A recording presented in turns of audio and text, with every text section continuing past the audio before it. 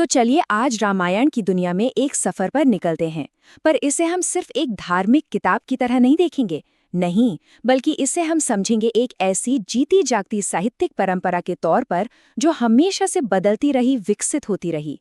ये वो कहानी है जिसने, सोचिए, हजारों सालों से सरहदों और भाषाओं को पार करके लोगों को प्रेरित किया है। और देखिए, इस सफर को शुरू करने के लिए शायद इससे बेहतर कोई बात नहीं हो सकती। सागर से भी विशाल, जिसमें एक निरंतर शांति, एक अनंत मिठास है। यह शब्द असल में रामायण के उस विशाल कैनवास और उसकी जो भावनात्मक गहराई है ना, उसको बिल्कुल सही पकड़ते हैं। ये सिर्फ एक कहानी नहीं है, ये तो एक एहसास है, एक अनुभव है, जिसे आज हम सब मिलकर महसूस करने की कोशिश करेंगे। तो सबसे पहला सवाल जो हमारे जहन में आता है वो ये है कि आखिर रामायण अपनी जड़ों से निकलकर पूरी दुनिया का एक कल्चरल डॉक्यूमेंट कैसे बन गई? है ना सोचने वाली बात। चलिए इसी को समझते हैं। तो इसका इतना गहरा असर क्यों हुआ? वजह असल में बहुत सीधी सी है। ये कहानी उन आदर्शों पर टिकी है जो किसी एक कल्चर के लिए नहीं है। सोचिए, कर्तव्य, त्याग और प्रेम, ये ऐसी यूनिवर्सल वैल्यूज हैं जो दुनिया के किसी भी कोने में किसी भी इंसान से सीधे कनेक्ट करती हैं। और शायद यही इसकी ग्लोबल अपील का सबसे बड़ा राज है। और हाँ, ये सिर्फ कहने की बात नहीं है। जरा सोचकर देखिए, ये कहानी भारत से हजारों मील दूर रूस में सालों तक एक मशहूर नाटक के तौर पर चलती रही। इंडोनेशिया में तो ये उनकी नेशनल फोक आर्ट का एक बहुत बड़ा हिस्सा है। और थाईलैंड का जो नेशनल एपिक है रामाख्यन, वो भी तो इसी कहानी पर आधारित है। तो ये कहानी किसी एक देश की कहाँ रही, ये तो असल में पूरी इंसानियत की विरासत बन चुकी है। अच्छा, तो ये तो हुई दुनिया की बात।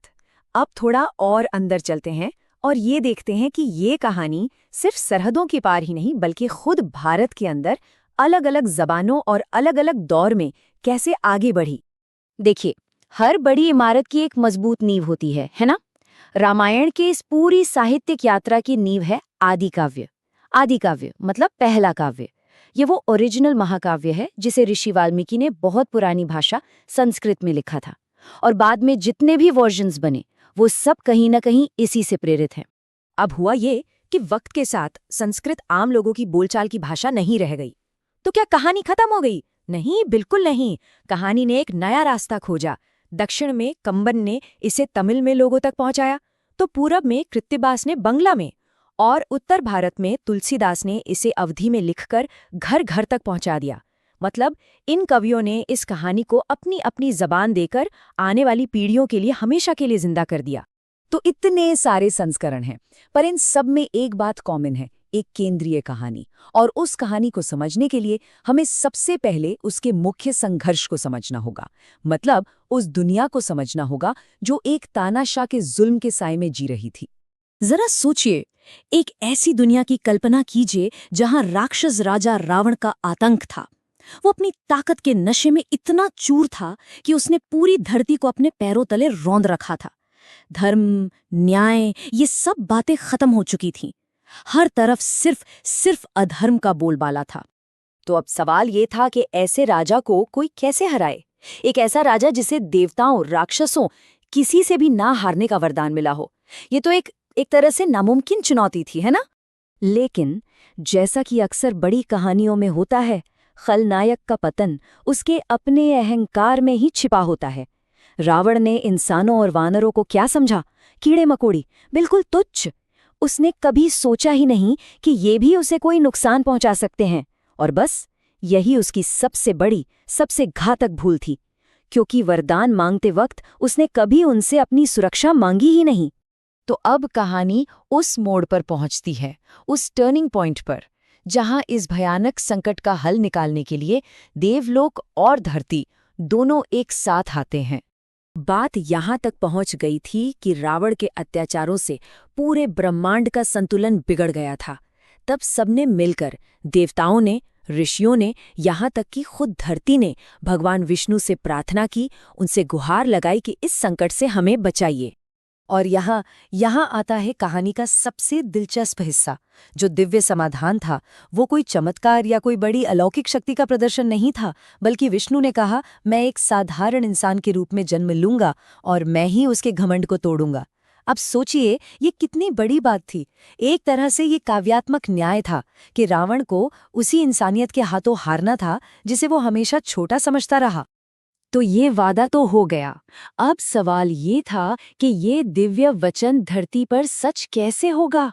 बस यहीं से हमारी कहानी का सबसे खास हिस्सा शुरू होता है। और इस कहानी को जमीन पर लाने का जरिया बने अयोध्या के महान राजा राजा दशरथ। वो एक बहुत ही नेक और शक्तिशाली राजा थे, लेकिन उनके दिल में एक बहुत बड़ा दुख था, एक खालीपन था, क्योंकि उनकी कोई संतान नहीं थी, कोई वारिस नहीं था। तो इसी दुख को दूर करने के लिए राजा दशरथ ने एक बहुत बड़ा यज्ञ किया, पुत्र कामेष्ठी यज्ञ, ताकि उन्हें संतान का सुख मिल सके। और फिर यज्ञ की पवित्र आग से खुद अग्निदेव प्रकट हुए और उन्होंने राजा को एक दिव्य प्रसाद दिया। राजा ने वो प्रसाद अपनी तीनों रानियों में बांट दिया और बस उसी प्रसाद से उन 4 दिव्य राजकुमारों का जन्म हुआ जिन्हें आगे चलकर इतिहास बदलना था। और इस तरह अयोध्या के महल में 4 राजकुमारों का जन्म हुआ जो इस महाकाव्य की कहानी के केंद्र में थे। राम, भरत, लक्ष्मण और शत्रुघ्न। पूरे अयोध्या में जैसे एक उम्मीद की, एक नई आशा की लहर दौड़ गई। पर इन चारों भाइयों का रिश्ता कोई आम रिश्ता नहीं था। एक भविष्यवाणी थी कि राम और लक्ष्मण की जोड़ी और भरत और शत्रुघ्न की जोड़ी ऐसी होगी मानो एक आत्मा हो और 2 शरीर।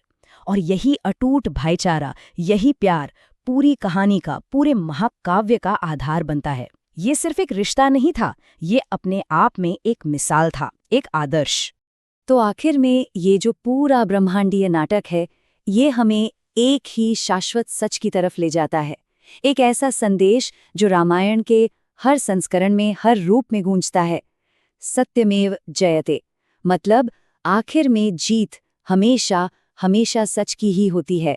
तो एक सवाल हम सब अपने लिए छोड़ सकते हैं कि जैसे जैसे ये महागाथा आगे भी कही और सुनी जाएगी, इसका अगला अध्याय कौन से नए इंसानी मूल्यों को हमारे सामने रखेगा। क्योंकि देखिए, रामायण कोई गुजरे जमाने की कहानी नहीं है। ये एक जीती जागती कहानी है जो आज भी हम सबसे बात करती है और हमें हमेशा कुछ न कुछ सिखाती है।